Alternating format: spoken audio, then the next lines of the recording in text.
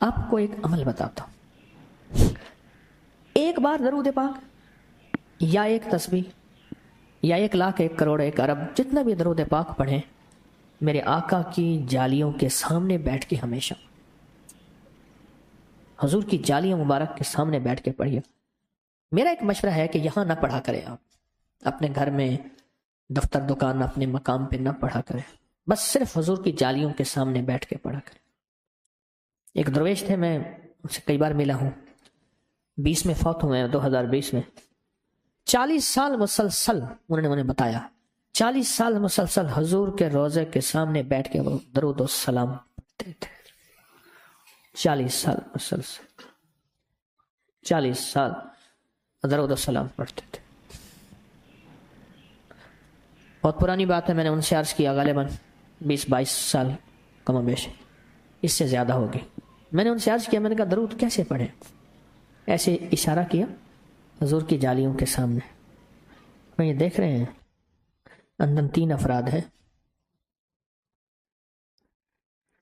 میں نے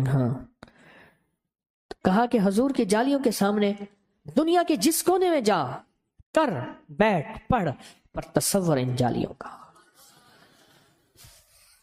اگر عشق مصطفیٰ تیرے سینے میں ہے، مرے گئے جہاں تو مدینے میں ہے. جہاں بھی مرے گا تو ہوگا جہاں، پر تو مدینے میں ہوگا. کملی والے کی عشق اور محبت اگر تیرے سینے میں ہے تو پھر تو مدینے میں ہے. میں کہ جالیوں کے سامنے بیٹھ کے ایک بار درود پاک پڑھ، تصور جالیوں کا، تو 1,00,000 دفعہ پڑھ، تصور جالیوں کا، کہ حضور کی جالیوں کے سامنے پڑھ رہا ہوں، حضور براہ راست میرا درود سن رہے ہیں، براہ راست میرا درود سن رہے ہیں اور خوش ہو رہے ہیں اور مسکرا کے مجھے دیکھ رہے ہیں. اور ان کی مسکراہٹ کی کیفیت میرے اندر ایسے ہے کہ میرے سارے دکھڑے، میرے سارے درد، میرے سارے غم، میری ساری پریشانیاں بس ختم ہو گئیں، گھل گئیں، ختم ہو گئیں، گھل گئیں. میرے سارے مسائل حل ہو گئے، میری ساری مشکلیں دور ہو گئیں، گھل گئیں.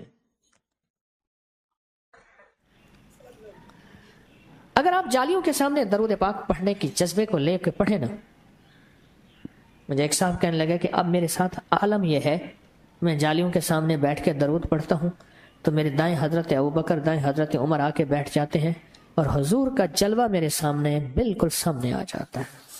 مشق کر کر کے اب کیفیت یہی ہے کہ جالیاں ایک پل میں بیٹھتی میرے سامنے کھل جاتی ہیں، اور جالیوں کے آگے تحد نظر پورا منظر اور پورے جلوے آنکھوں سے دیکھتا ہوں.